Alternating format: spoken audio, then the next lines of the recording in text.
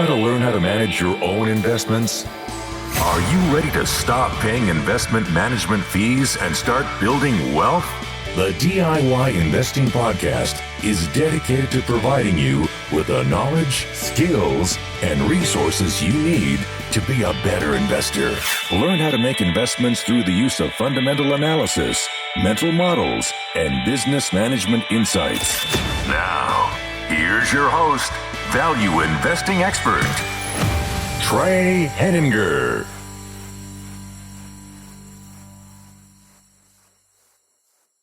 Hello and welcome to episode 42 of the DIY Investing Podcast. My name is Trey Henninger and I'm your host. In today's episode, I will be discussing health savings accounts, how to invest in them, why you should, and some important considerations along the way. Before we get started, I want to welcome any new listeners to the podcast who may have found the show through our interview episode last week with The Science of Hitting. This is a good opportunity to remind all of our listeners that the goal of this podcast is to produce episodes that function as evergreen educational content. So we are focused on timeless content rather than timely content style episodes. So feel free to check out the archive of episodes that we have, as they should still be useful listening for you. And I want to make one short request. If you joined the podcast recently with my recent interview show, or if you're a long-time listener, I would really appreciate it if you consider leaving me a rating and review in your podcast player, whether that's the Apple Podcast app, Spotify, or another vendor. Please just consider opening up the podcast app. You can either do it before or after this show, and leave me a rating and review. Your ratings and reviews help me to grow the podcast audience and help more people with the content that I produce. Thank you for listening, and I hope you enjoy the rest of the episode. So let's dive into my show here. How to invest in a health savings account. We're going to begin with a brief discussion on what is a health savings account, and then I'll kind of go into some of the details here that you need to understand. A health savings account is specifically provided for by the United States government in the tax code. And so it's governed by the IRS, which is the Internal Revenue Service here in the United States. So if you are one of my foreign listeners, this episode might be a little less useful to you than it would be for American listeners. But it could be worth understanding kind of how tax-advantaged accounts work in the United States, because you might find a similar benefit in your own country, or if you happen to be working in the United States or living abroad, one of those type of things. So a health savings account is specifically created by the IRS and U.S. federal law, such that workers in the U.S. can put aside money and savings and not pay taxes on that money. And this money is supposed to be dedicated for spending on health expenses throughout your life, and it can be both in the current year and also in future years. And what this does is it allows you to put aside a lot of money for health expenses. But the health savings account is unique because the terms actually allow you to save not just only for savings for health expenses, but you can also save for retirement. And there's some very nice beneficial features that a health savings account has that sets it aside and different from, let's say, an IRA, whether a traditional IRA, a Roth IRA, or a 401k. In a lot of ways, health savings accounts are better than IRAs or 401ks for saving either for retirement or for health expenses. And I'm going to break it down in this episode of why you really need to understand that. Because you really should not be overlooking your health savings account if you have the opportunity to use one.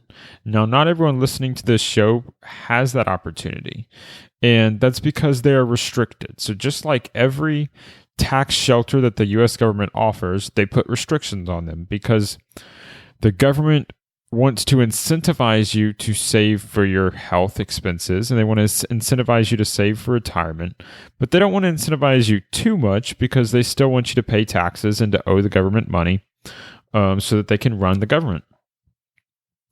But when they do create tax shelters, even though they have restrictions, they can be very useful. And so we need to talk about some of the restrictions on this account. The primary restriction is that if you want to open a health savings account, if you want to deposit money and contribute to a health savings account, your primary limitation is that you need to have a high deductible health plan. So a high deductible health plan is a subset of types of health insurance.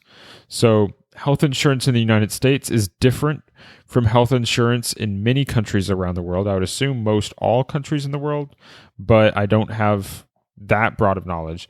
But in the United States particularly, a majority of people receive their health insurance not from the government, but instead from their employer. And this applies primarily for large employers, but most people tend to work for large employers or relatively small employers. But generally, if your employer has a little more than 50 employees, it would be pretty common for that employer to offer health insurance as a benefit, an employee benefit to their employees. And this came about basically during a time when employers were restricted from raising pay. In the United States, historically, during the 1900s, there was a period of time where employers could not afford to raise pay for their employees due to the way the laws and taxes were structured at the time, but they could increase benefits as a way to attract employees. And this is where, over time, you establish the system whereby corporations and employers began providing health insurance as a surplus benefit to their employees. And at first, this was done as a differentiation source. So the employers that had health insurance offers and offer of benefits would be able to get better employees. And eventually, it became much more common that most all employers would offer health insurance to their employees. Now, obviously, not every employee in the United States has health insurance offered, especially if you're working as an individual contractor. Then health insurance is not commonly provided, in a lot of retail or service establishments, health insurance isn't necessarily provided. So you definitely have to be aware of what benefits your company provides. But just want to mention that this is kind of how that's set up in the United States. But what you're going to see is whether you receive your health insurance from an employer or whether you receive it from the U.S. government or the state government or local government, if your employer is a government source, most people in the United States are going to receive that insurance from their employer. If they don't, then the U.S. government has established health exchanges where you can receive health insurance on an exchange located on the internet, where you can sign up and receive a health insurance plan. Now, those plans are broken into multiple types, and I'm not going to go into all of them, but basically you have a few different types of plans. One of those types is a high deductible health plan. And a high deductible health plan is a health insurance plan that has typically low insurance premiums and a high deductible. And what a high deductible is basically the amount of money that you have to pay to cover your health expenses before the insurance company pays anything for that year. So if your deductible is $1,000, then that means that the first $1,000 of your health expenses for the year, you have to pay out of pocket before the health insurance company covers anything. Another term that's common in health insurance that needs to be aware of is that you'll have like a co-insurance rate on health deductible health plans. That might be 60%, 50%, or 90%. And so let's say the co-insurance rate is 50%. That means that after you hit your deductible, so let's say again our example was $1,000, but you have a bill for $2,000 and you've not spent anything on health expenses so far this year. Well, with a high deductible health plan of $1,000 deductible, or not a high deductible, but just a health plan with $1,000 deductible and a 50% co-insurance rate, then the first $1,000 you have to pay out of pocket. And then after that $1,000, every other dollar that's paid would be paid at 50%. So you would have to pay 50% of that amount. And your company or your insurance company would pay the other 50%. So that means the second $1,000 you'd pay $500, the insurance company would pay $500. If the coinsurance rate was 90%, then you would pay only $100 of the second $1,000, and the insurance company would pay 90% of it, or $900. So obviously, the higher your coinsurance rate, the better, and the lower your deductible, the better. So where did HSAs come in? Well, in an attempt to encourage employees and U.S. citizens to save for their own health expenses, basically to limit the need for the U.S. government to cover health expenses, they wanted to encourage people to save on their own to cover their expenses. What they did is they created this special health savings account. But they restricted it to only high deductible health plans, because what they wanted you to do was to choose a plan whereby by having a high deductible, you're less likely to use health services.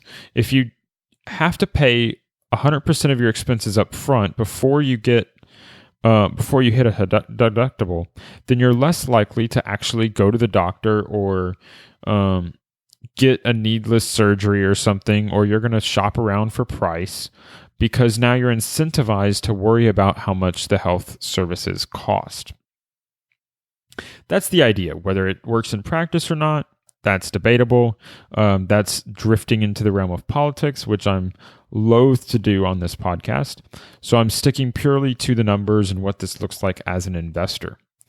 And so basically, they gave you an account to save, because now that you have this high deductible, you need to be able to have money saved up for it. And so what they want to do is to encourage you to do that. And to do that, they gave you tax savings.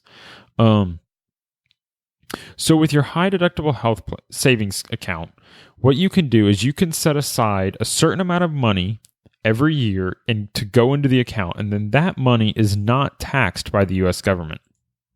And it's not taxed when you put that money into the account. So just like a traditional IRA or a traditional 401k or a 403b, when you put your money into the savings account, that money is not taxed. So when, let's say you have a 20% tax rate or something along those lines, and you're putting $1,000 into your health savings account, that's going to lower your tax bill by $200 for the year.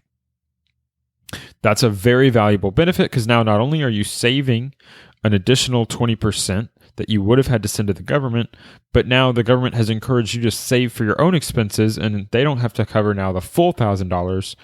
They're basically just taking out the amount that they would have taken in tax.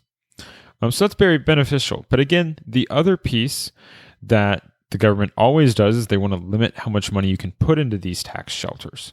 And basically what they do is they limit that amount on an annual basis. So if you're a single person for a health savings account, then your maximum contribution limit for the year is $3,500.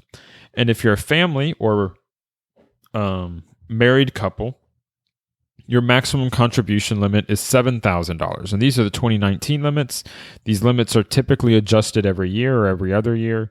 So if you're listening to this in 2020 or a future year, consider checking the numbers.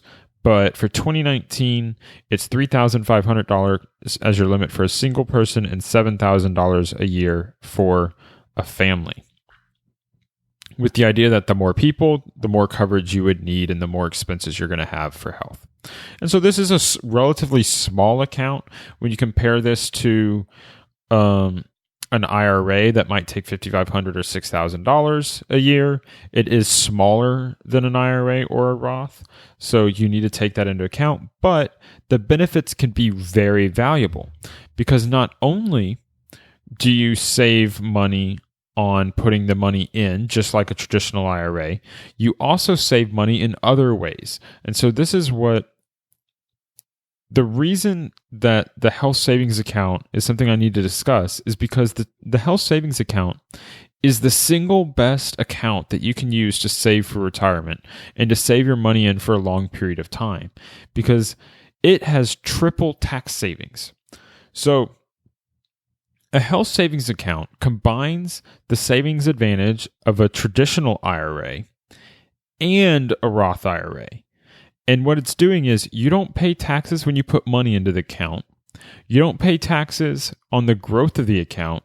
And you don't have to pay taxes on when you pull the money out of the account, as long as you're spending it on health expenses.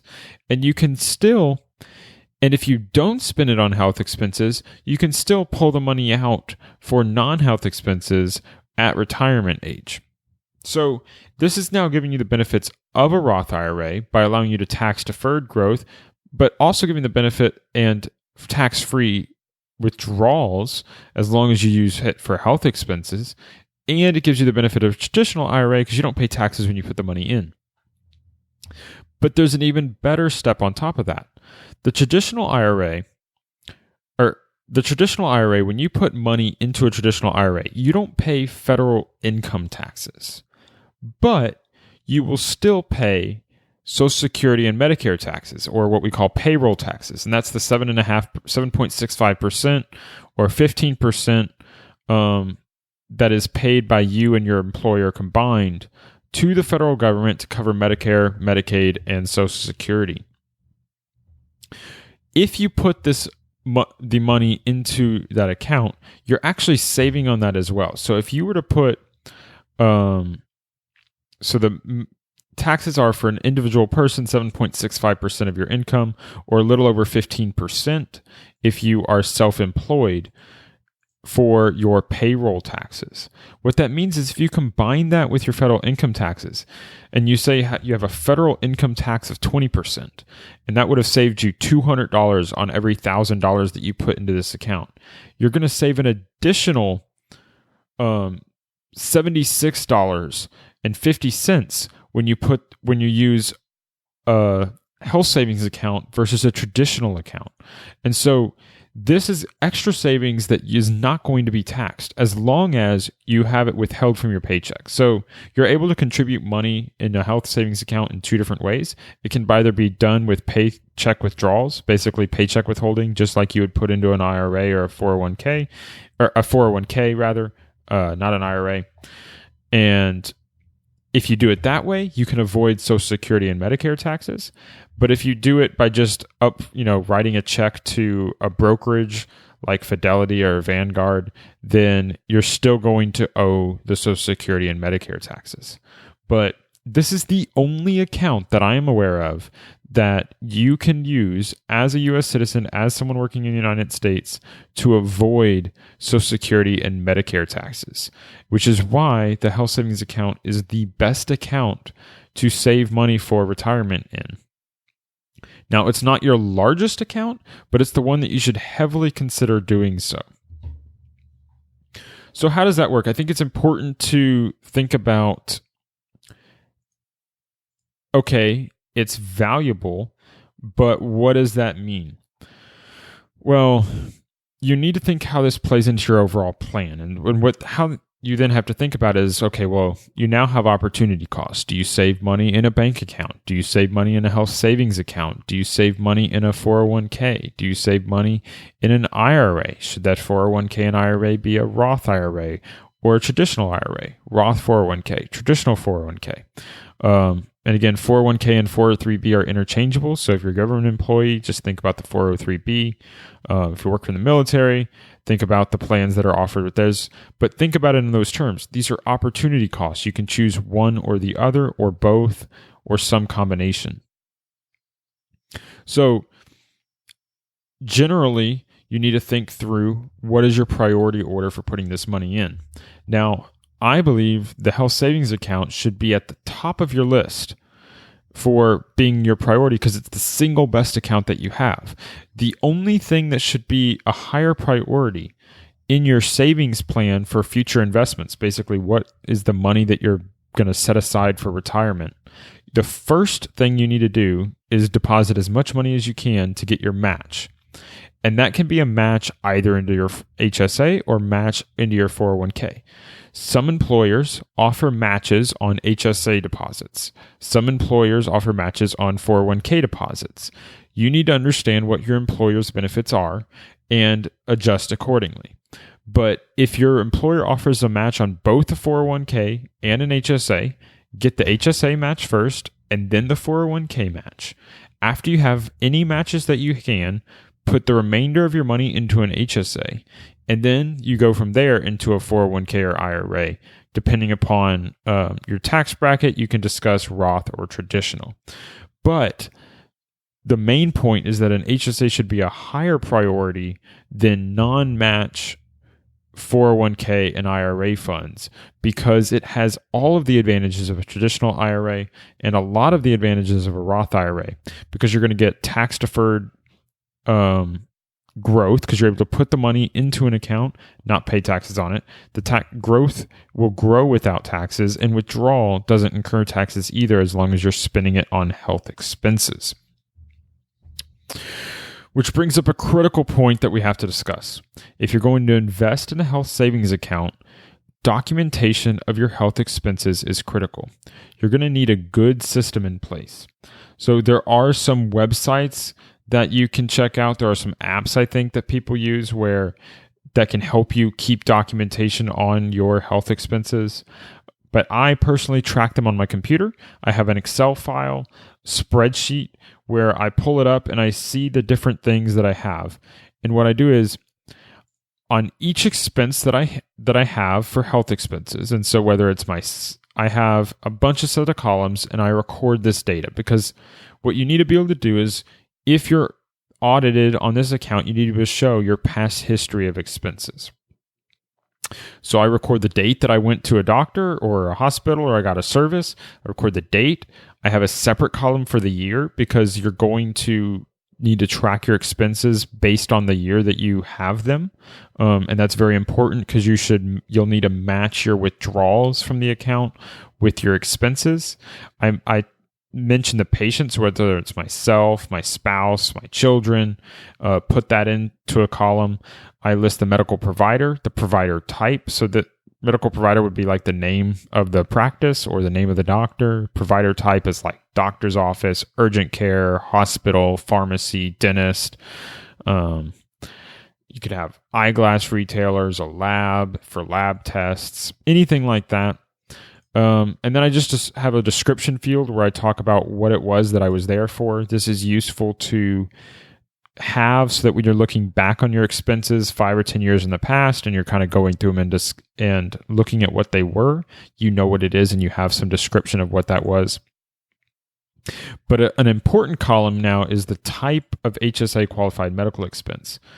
The government has an IRS document, and that document is IRS publication P502, medical and dental expenses. And what it does is it outlines very clearly the types of medical expenses that you can claim in order to qualify for HSA spending.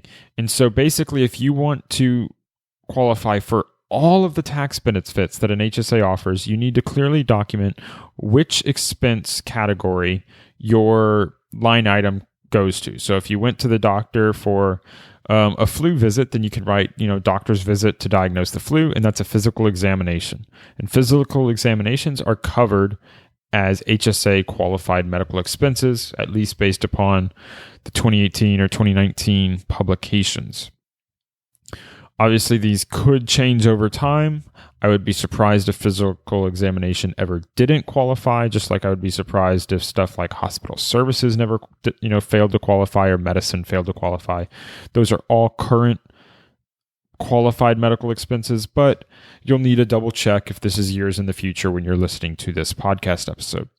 So after I list the type of qualified medical expense, I then put the total cost that I had to pay. Now, this is your out-of-pocket cost. It's not the billed cost, because what will happen often is you might be billed for $200.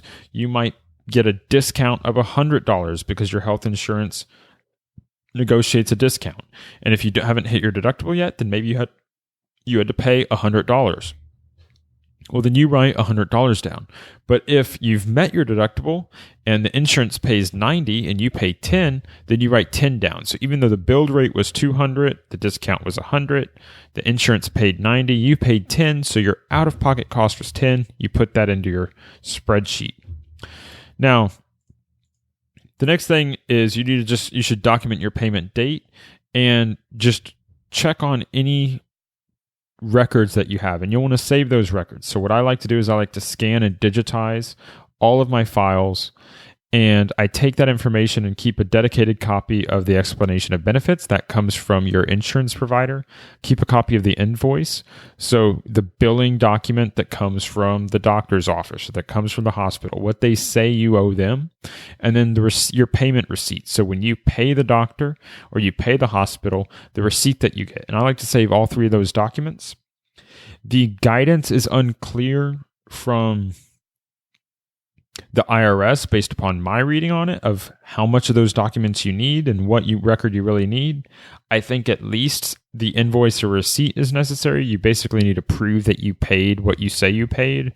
I am unsure if you need all three of those or part of those or anything. But for my purposes, to be safe, I'm saving all three of them, and those are the three types of documentation that I keep.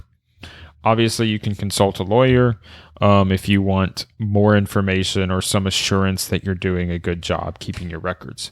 But that's basically what I'm keeping. I keep a spreadsheet that documents all those things. And then the final column that I'm talking about is, has it been reimbursed yet from the HSA? Because what I like to do is to really maximize my benefits. I make my purchases not directly with the debit card that came with my HSA, but I make it with a credit card, and I get, like 2% cash back from my credit card. And then I reimburse myself from the HSA later. So it's basically a 2% discount on my cost that I like to have, because it nets you out a benefit over the long term. And this can matter a lot if you're having a high medical bill. If you're paying an expense for $2,000, even if you have that money in an HSA, you're going to net an extra $40 if you use a credit card first, with the 2% cash back on it. So you pay it with a credit card for $2,000, you get $40 of cash back, and then you can reimburse yourself $2,000 from your HSA the next day. So if you manage it right, you can maximize your benefits of this health savings account. So that's the documentation I keep. I think it's really important because the way that you maximize your savings and your tax benefits of this tax shelter is you need to clearly document your health expenses, because it's specifically designed for health expenses. Now, what if you don't have health expenses, or what if you don't have a lot of health expenses? Well, what this account allows you to do, it allows you to build up cash in this and receive tax deferral savings for retirement. Now, how does that work? So the way this account works is you only get the Roth benefit of no future taxes when you spend the money on health expenses. But what the current law says, it does not say that you don't have to withdraw the money, or you don't have to spend the money the year that you put it in. Which this means is that even though your out-of-pocket limit might be $7,000 if you have a family, if you only have $2,000 of medical expenses each year, you're basically putting aside $5,000 every year. Now, this extra money can be invested and allowed to grow. And medical expenses for most people, not everyone, but for most people, tend to be the highest during retirement, tend to be highest during old age. And I've seen estimations that health expenses can exceed $250,000 for the average person in old age. Well, it's nice because you can build up $250,000 or more in your health savings account. And that portion of your retirement expenses, because health expenses is going to be a considerable portion of your retirement expenses, can be paid out of your health savings account. So you can use this account to save while you're young and healthy for when you're old and need health expenses. Now, obviously, there's caveats there. You're going to have some years where you're definitely just using the account. But if properly done and properly tracked and properly documented, you can treat this basically just like another retirement account. Now, let's say you don't have as many health expenses as the average person and you're relatively healthy even in old age. You can still withdraw the money and it'll function just like a traditional IRA or a traditional 401k. You won't have paid taxes going in. You won't pay taxes on the growth during the growth phase. And then if it's used after 65 for non-health expenses, you can still withdraw the money and you would just owe taxes then on the difference between your basis and the amount you withdraw. But that's a huge benefit because it means you can still use it like a retirement account. It's not changed from an retirement account. You don't owe any penalties for not using it for health expenses if you wait till retirement.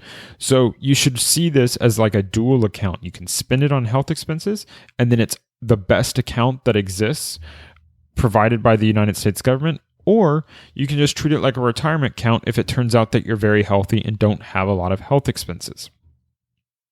But the other thing is, the way these accounts are structured is you don't have to spend it only on your own health expenses. You can use it on the health expenses of your children while they're, I believe, under age 26, but maybe older. But I'm assuming while they're covered on your plan, you can use it to cover expenses for your spouse. They're very versatile accounts. But because this is an account that you're using for expenses, and you might be using for expenses throughout your life, it's also very different from an IRA or a 401k. So with a 401k, typically you're not withdrawing any money until you're at least 65 or till you've reached traditional retirement age of 59 and a half or something where you can start withdrawing. So this means that every year, as soon as you put $1,000 into the 401k, you can invest it because you're not going to touch that money, or you shouldn't be touching that money. And you don't need to worry about the volatility in the account because, if you're 30 and you put money in a 401k, there's no expectation that you might need to withdraw money at 32. Well, that's different for an HSA. If you're 30 and you put some money into your account, you might need that money next year or the year after or in 3 months. And this means that you need to really have a good cash buffer planning. And what this means to me, and you'll have to interpret it yourself, is that what I do for myself is I build up cash in this account before I begin investing the money. So just like you have an emergency fund in your bank or to cover any expenses that you aren't planned for, you should have some sort of buffer or cash buffer in the HSA that can function as basically a secondary emergency fund specifically for health expenses. And what I like to do is have this cash buffer be at least 1 full year of total out-of-pocket expenses before you begin investing money. So let's talk about your maximum out-of-pocket expenses. So the way a high deductible health plan is there's 2 different restrictions. In order to qualify as a high deductible health plan, the health insurance plan has to have 2 qualities. Number 1, it needs a minimum deductible and it has to have a maximum out of pocket. So for 2019, the minimum deductible has to be $1,350 as a single person or $2,700 as a family. And the maximum out of pocket is $6,750 for a single person or $13,500 for a family. Now, those maximum out-of-pocket numbers are the federally limited number. So it does not mean that your plan actually has to have that number. Your number could be lower. Your number just can't be higher. So your plan won't qualify if the health insurance has a max out-of-pocket of $20,000. But it would qualify if the max out-of-pocket was $5,000 because it's below the federal maximum. So basically, there's a lot of room where these plans can fit, and you'll just have to look at your benefits to really understand it. But even in the worst case scenario, and this is, so like, for instance, the health insurance that I qualify for is the maximum out-of-pocket is not equal to the one that is the federal maximum guarantee. So we have a family health insurance and our maximum out of pocket is lower than the $13,500 guaranteed by the government. So our employer is offering us a benefit that's better than the one that the government would offer on its own. I would assume that's typical for many employers, is that they're going to try and offer a plan that's better than the federal guaranteed one, because you always have the option of going onto the exchanges if you were to want to seek insurance there. But when you look at the key part here is if you compare the contribution limit of $3,500, so we're going to talk about a single person for now, $3,500, and you compare it to the maximum out of pocket of $6,750, then this means that if you're put in the full contribution limit of $3,500, within less than 2 years, assuming you don't have a lot of health expenses, you could build up this cash buffer that I'm talking about in your health savings account. So, and that's relatively conservative, assuming you're pretty healthy, because some people are going to have lower numbers. So your maximum out of pocket might be $2,000. And if your contribution limit is $3,500, then you're going to reach your max out of pocket in about 7 months instead of 24 months or 23 months. And so it's going to depend upon the individual. But once you've met that amount, then just keep that amount as a cash buffer. And so as long as you're keeping that amount as a cash buffer in your account, then that will allow you to invest the remainder without having to worry about liquidity concerns. So if we think about it and say, okay, well, your max out of pocket is $5,000 a year. And that means that, as long as you have that $5,000 set aside, then you won't have to worry about selling stocks in a down market. And this is critical. As an investor, we talk about volatility all the time on this podcast. We talk about needing to think long term.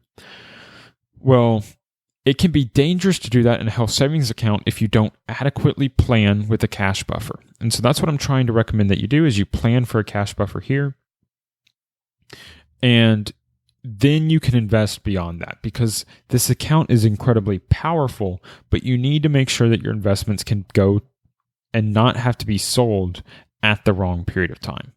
And so your stock selection should be able to be relatively similar to any stock selection you might make in an IRA. And so you don't have to worry about short-term capital gains. You don't have to worry about long-term capital gains. So you can buy stuff with incredibly high dividend yields or real estate investment trusts, anything that's, because you're not going to have to worry about the taxes in the short term. The only difference I think you need to be aware of is if you're comparing an IRA to an HSA, is that you might want to limit or be hesitant to purchase super liquid stocks in the HSA, just in case you have multiple years in a row where you max out your out-of-pocket expenses. Then you might want to have the flexibility to liquidate a stock relatively easy.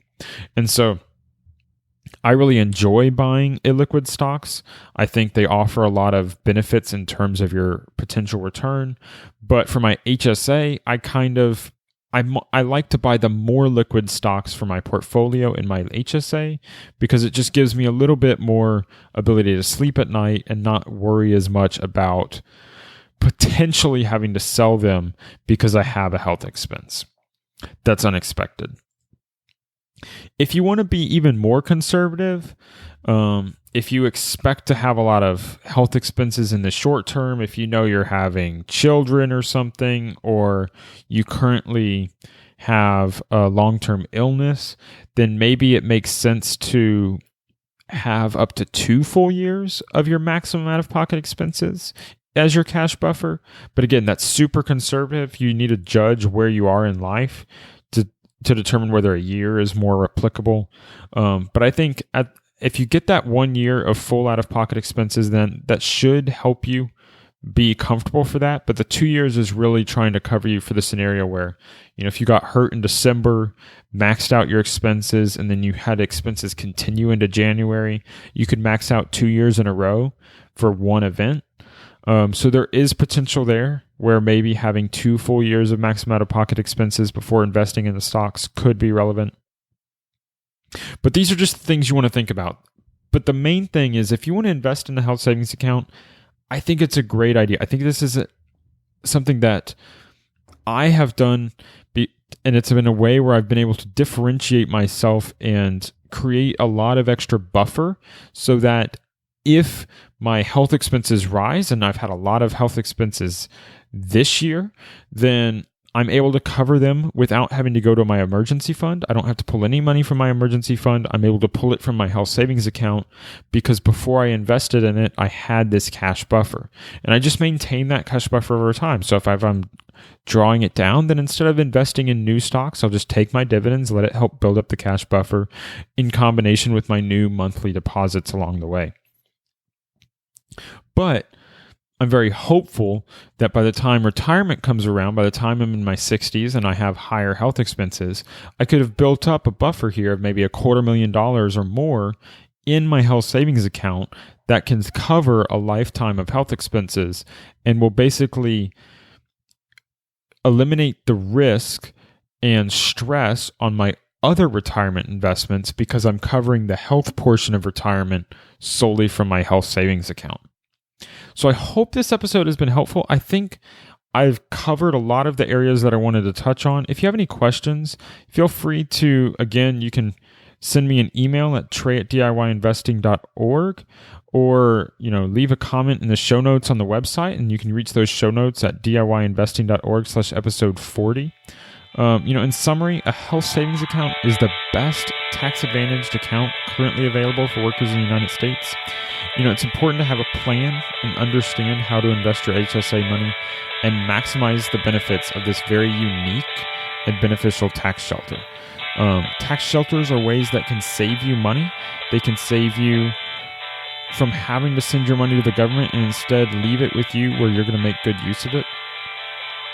So I encourage you to learn what you can about health savings account, and I hope this gives you the insight that you need to start investing with your health savings account, because I think it can be incredibly beneficial for you to do so. So thank you for listening to this podcast. Reminder, this is a listener-supported podcast, so if you've gained value from today's content, please consider supporting the show financially as a patron. You can become a patron at diyinvesting.org/patron. Contributions as low as $5 a month for access to my personal investing research that I publish on my website. Your financial support is what allows me to continue creating this free investment content without any advertisements. Another thing, if you can't support the show financially, I would really appreciate a rating and review. Your ratings and reviews help me to grow the podcast. Thank you for listening, and until next time, stop paying fees, start building wealth.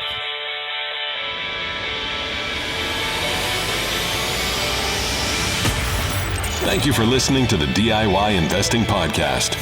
Please visit our website and subscribe to our email list at diyinvesting.org for guides, videos, and resources to help make you a better investor.